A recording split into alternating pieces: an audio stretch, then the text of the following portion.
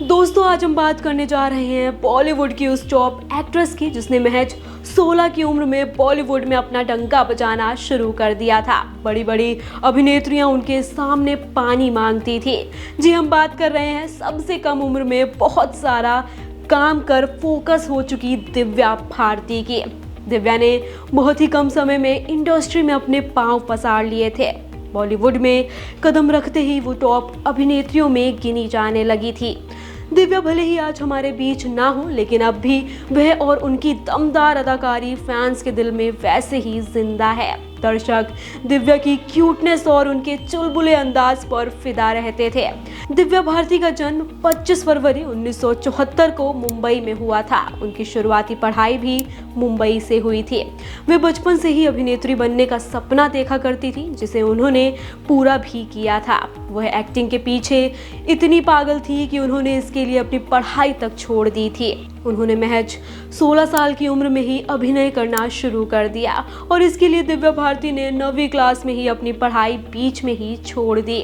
साल 1990 में दिव्या भारती ने डी रामा नायडू की तेलुगु फिल्म बोबिली राजा से अभिनय की दुनिया में कदम रखा था। ये फिल्म सुपरहिट साबित हुई, जिसने साउथ इंडस्ट्री में दिव्या को द लेडी ऑफ सुपरस्टार बना दिया था। इसके बाद अभिनेत्री ने साउथ की कई फिल्मों में काम किया। साउथ में उनकी लोकप्रियता आसमान छूने लगी थी। फिर उन्होंने बॉलीवुड का रुख किया। वहां पर भी उन्होंने अपनी अदाकारी के झंडे गाड़ने शुरू कर दिए।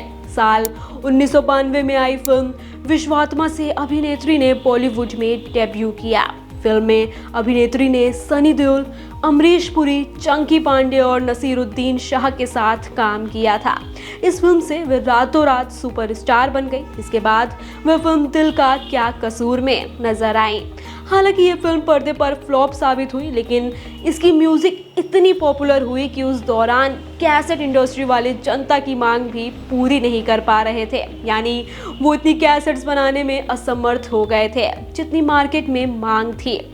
इसी साल रिलीज हुई डेविड धवन की फिल्म शोला और शबनम, जिसमें दिव्या ने गोविंदा के साथ लाजवाब काम किया। शोला और शबनम उस दौर की सुपरहिट फिल्मों में से एक हैं। इस फिल्म ने दिव्या के करियर में मानो कामयाबी के पहिए लगा दिए थे। इसी साल दिव्या ने कई फिल्में की, जिनमें दीवाना, जान से प्यारा, बलवान, दिल ही तो है, गीत और दुश्मन जमाना शामिल है।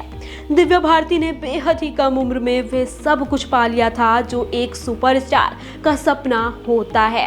कामयाबी दिव्या के कदम चूम रही थी, लेकिन इस बीच एक ऐसी खबर आई जिसने सभी फैंस के दिल तोड़कर रख दिए। वह थी दिव्या के मौत की खबर। दिव्या ने 18 साल की उम्र में साजिद नाडियाडवाला से सीक्रेट शादी की थी। कहा जाता है कि उन्होंने साजिद से शादी करने से पहले इस्लाम कबूल कर लिया था और अपना नाम सना रख लिया था। बताया जाता है कि साजिद से शादी के बाद दिव्या अक्सर तनाव में रहती थी। इसी तनाव की वजह से उन्होंने शराब पीना शुरू कर दिया था। जिस रात उनकी मौत हुई उस रात भी वे शराब के नशे में थी। 5 अप्रैल 1993 को दिव्या चेन्नई से मुंबई के वर्सोवा स्थित घर लौटी थी। अगले दिन उन्हें हैदराबाद जाना था, पर पैर में चोट की वजह से शूटिंग टाल दी गई थी। फैशन डिजाइनर नीता लल्लू अपने पति डॉक्टर श्याम लल्लू के साथ दिव्या के घर पहुंची थी और वहीं तीनों मिलकर शराब पी रहे थे। घर में दिव्या की मेड अमृता भी थी।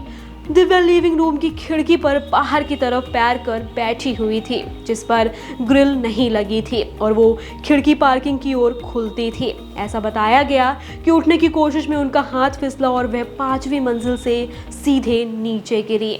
नीता, श्याम और अमृता उन्हें लेकर कूपर अस्पताल पहुंचे, लेकिन दिव्या को बचाया नहीं जा सका। कुछ ने इसे आत्महत्या बताया और कुछ ने इसे एक सोची समझी साजिश करार दिया, पर कुछ भी साबित नहीं हो सका। दिव्या की मौत के बाद उनकी 3 फिल्में रंग, शतरंज और थोली मुद्दू रिलीज हुई, जिसमें रंग सुपरहिट साबित हुई।